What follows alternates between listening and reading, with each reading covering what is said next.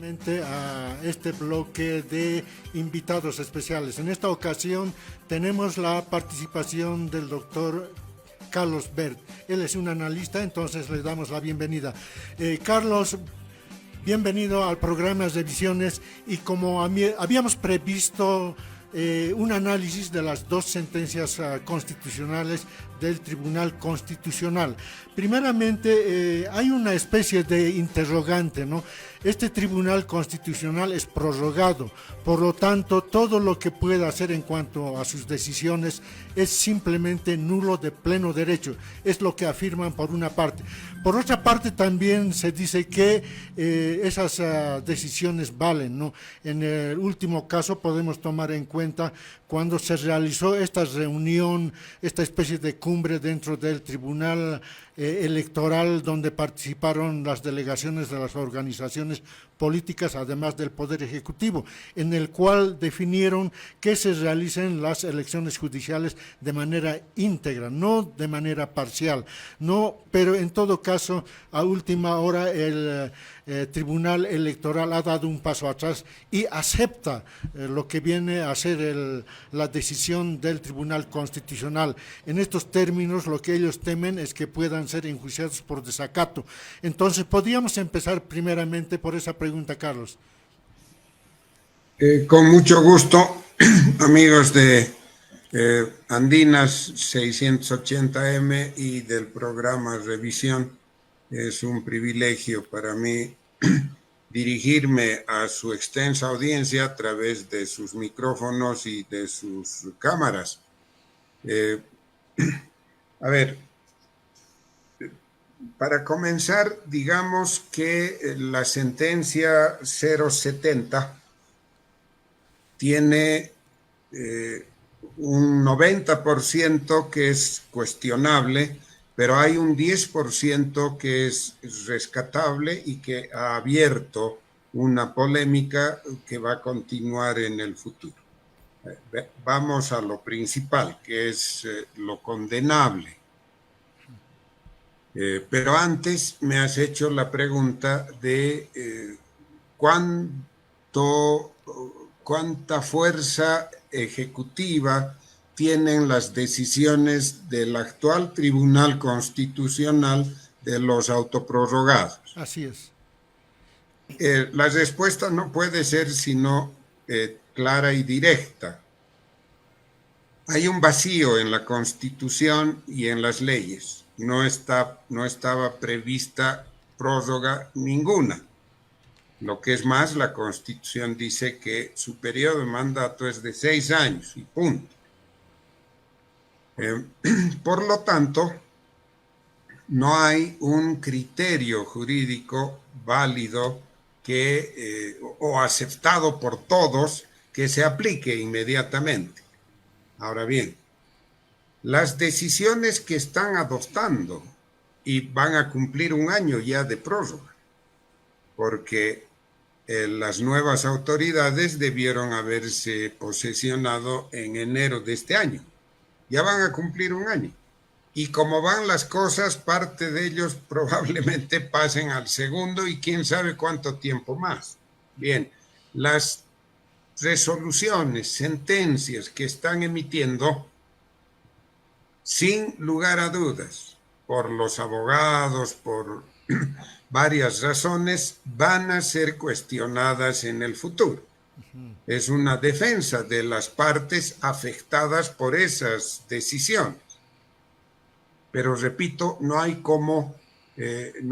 una disposición clara sobre esto. Entonces, ¿qué va a pasar en el futuro?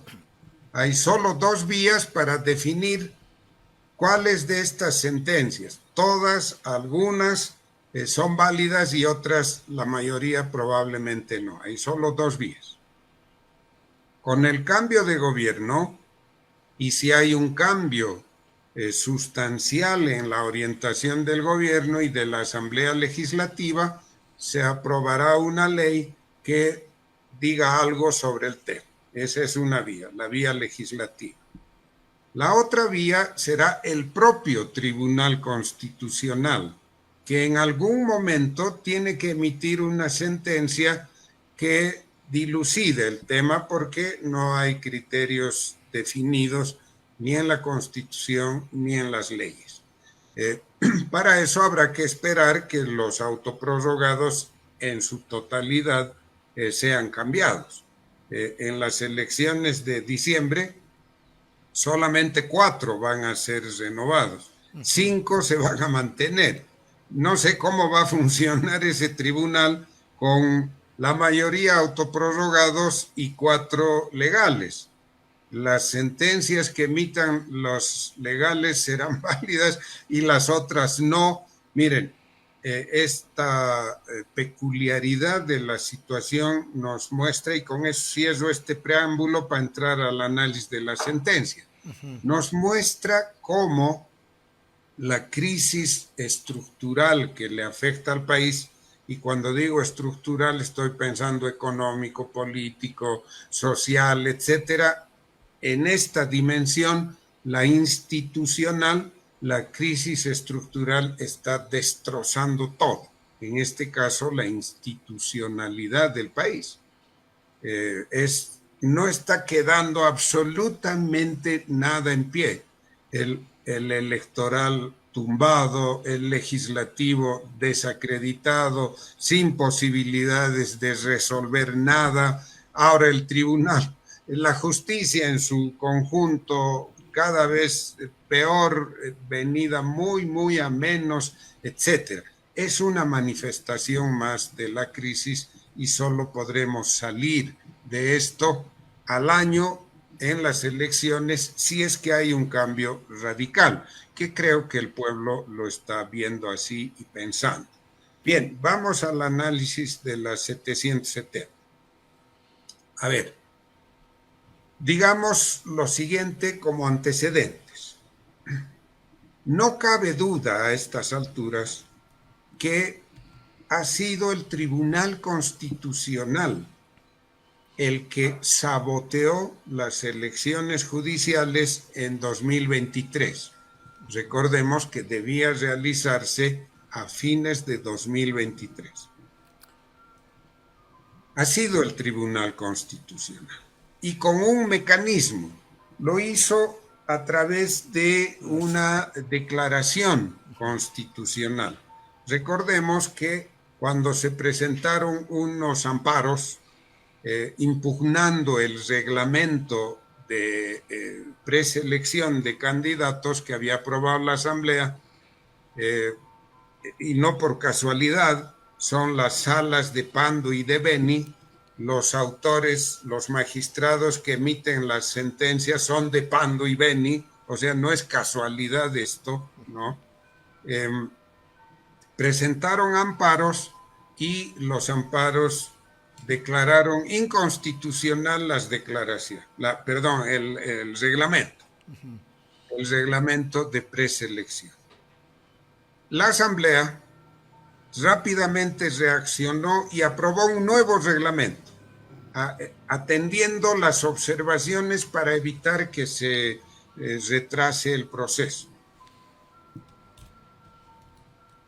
El presidente del tribunal, primero, el presidente de la Comisión de Constitución envía en consulta al presidente del Tribunal Supremo de Justicia, o sea, a uno de los que debía ser sustituido, le envía el reglamento, un proyecto de ley y el reglamento, y le dice qué opinan, ¿no? El presidente del Tribunal Supremo de Justicia hace la consulta al Tribunal Constitucional sobre la constitucionalidad de los reglamentos, pero sobre todo el proyecto de ley. Y el Tribunal Constitucional emite una declaración e introduce el mecanismo con el que saboteó todo el proceso. Contra toda disposición, contra la Constitución, contra las leyes, el Tribunal Constitucional decidió que toda disposición, toda norma, toda regulación de los derechos políticos en la Asamblea debía aprobarse por 2/3 de votos. sabiendo que en ese momento, por la división del MAS, y aún antes, ¿no? El MAS había perdido los 2/3, tenían mayoría, pero no 2/3, divididos peor aún. Entonces, sabiendo que nadie podía reunir 2/3, metieron la disposición. Es decir, a partir de aquí, señores, hasta la convocatoria a la preselección se debe aprobar por 2/3. Ese fue el mecanismo. El Tribunal Constitucional saboteó y en esa declaración metió los 2/3 y dijo, como no puede haber vacío, nos autoprorrogamos. Y se autoprorrogan todo. Y a partir de ahí comenzó el sabotaje. No dejaron hacer nada. Continúa el sabotaje hasta la emisión de la sentencia 770 de este mes, del 4 de noviembre, mediante la cual esto es realmente, va a ser un tema que se va a estudiar muchos años después. Estos dos magistrados de la Sala Cuarta, que son precisamente elegidos en Pando y Beni, emiten la sentencia 770 y disponen que la elección en el Tribunal Constitucional se declara desierta en Beni, Pando, Santa Cruz, Tarija y Cochabamba, en 5 departamentos. Lo declara desierto. Por lo tanto, no puede realizarse las elecciones en estos 5, solo 4. A eso me refería cuando dije que va a pasar a partir de enero, cuando del Tribunal Constitucional, que son 9, 5 sean prorrogados y 4 electos. Esta es una situación, es un escenario que no podía preverse jamás, ¿no? Que se dé semejante cosa. ¿Qué efectos va a tener hacia adelante? Es un misterio y es algo que solo en la práctica se va a ir resolviendo. Y al mismo tiempo, para no dejar en evidencia que solo es el tema del Tribunal Constitucional, decidieron que la elección para el Tribunal Supremo de Justicia en Pando y Beni también se declara desierto. Bueno, pero al menos en el Tribunal Supremo 7 serán electos y 2 autoprorrogados, ¿no? Bien, el daño al sistema jurídico, al sistema judicial boliviano es muy grande. Reacciona la población, rechazan todos, y el Tribunal Electoral convoca a la reunión de la que ustedes mencionaron la semana anterior, cumbre política, está el Ejecutivo, está el Electoral, están los partidos, las cámaras, el Legislativo, etc. El presidente del Tribunal Electoral sale con una paráfrasis que me impactó incluso a mí. Salió a decir, nosotros vamos a hacer las elecciones, dijo, ¿no? Y parafraseando a Fidel Castro, quien después de asaltar el cuartel Moncada en los años 50, la historia me absolverá. ¿no? Me pueden encarcelar, pero la historia me absolverá, ¿no es cierto? ¡Wow! Entonces, caramba, qué sentido heroico de la política y de sus funciones, ¿no? Entonces, ¿qué había detrás? Lo que quería el Tribunal Electoral es que, está bien, nosotros le metemos las elecciones completas, ¿qué nos importa lo que ha decidido el Tribunal Constitucional? Pero ustedes tienen que aprobar una ley que nos da juicio de responsabilidad, porque si no nos van a meter a la cárcel, nos van a enjuiciar. Ya en la reunión en el Tribunal Electoral les dijeron los legisladores y los actores políticos que no, que iban a analizar eso.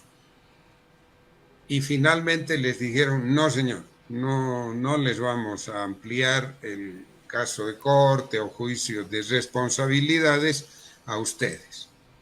Ante esa negativa, ¿qué hace el Tribunal Electoral?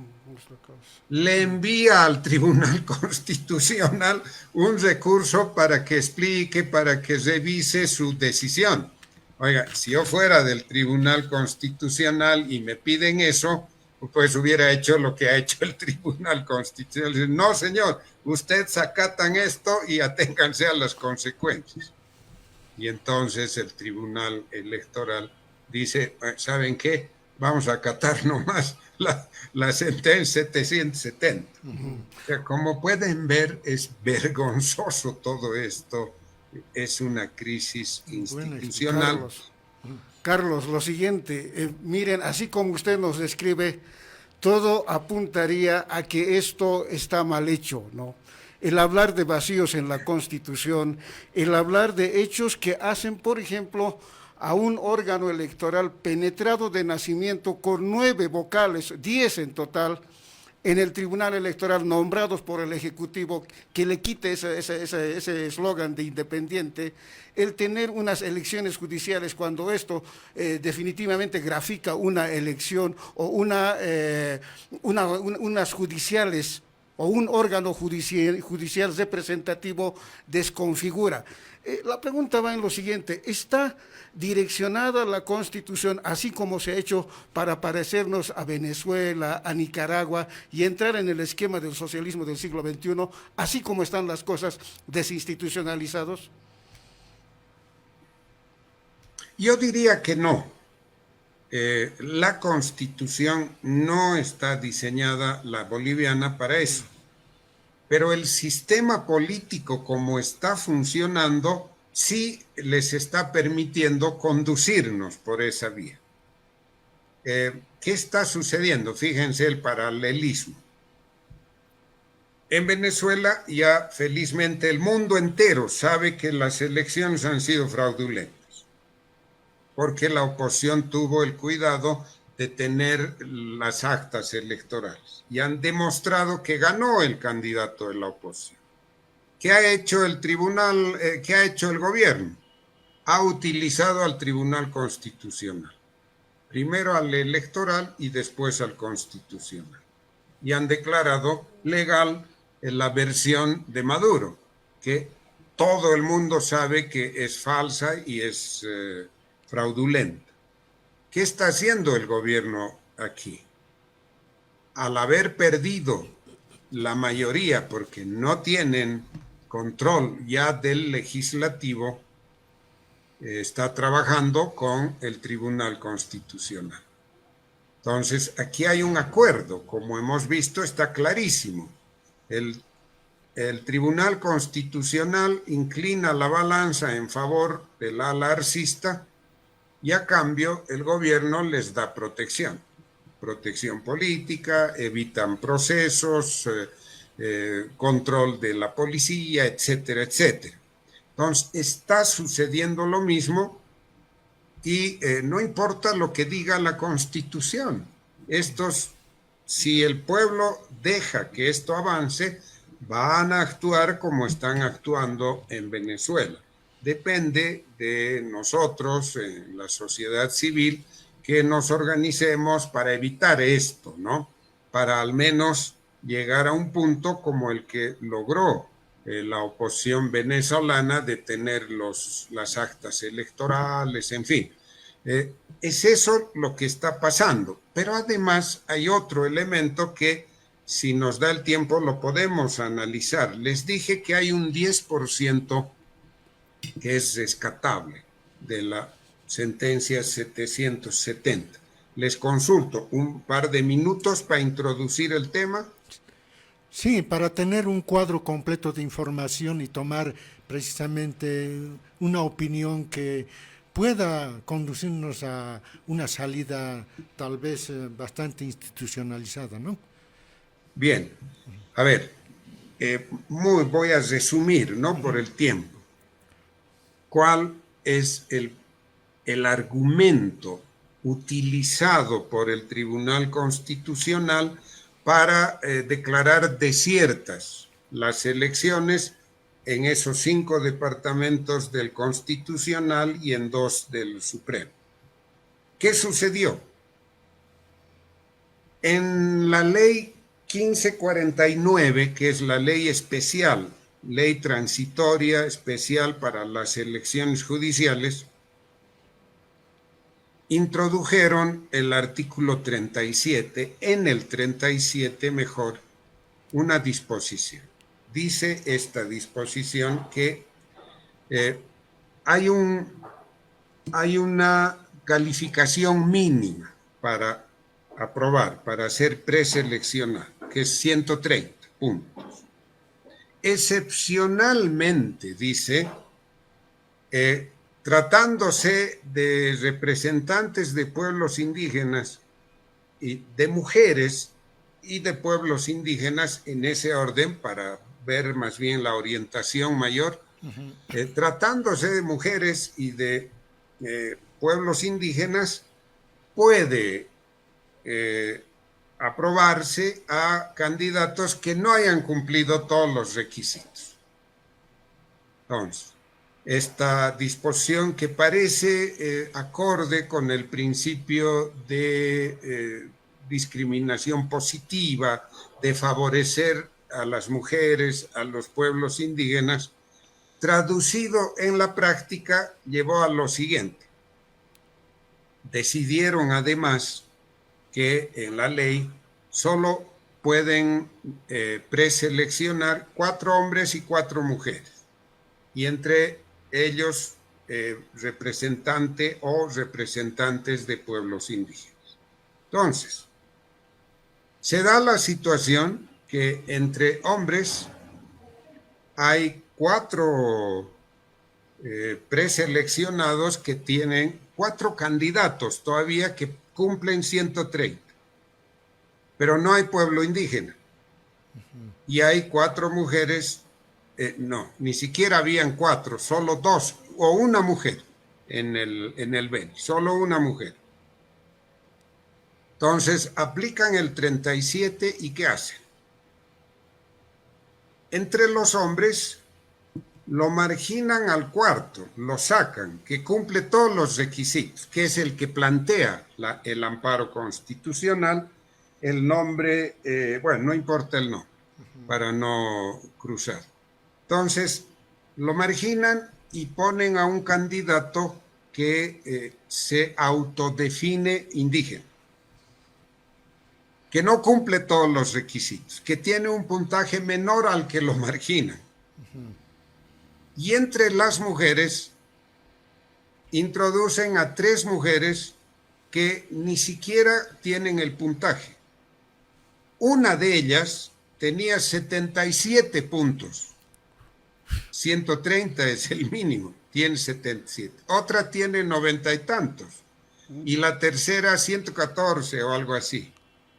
La cuarta, por si fuera poco, fue impugnada porque al parecer no era del Beni, sino de Cochabamba. Incluso parece que tenía su domicilio en Cochabamba.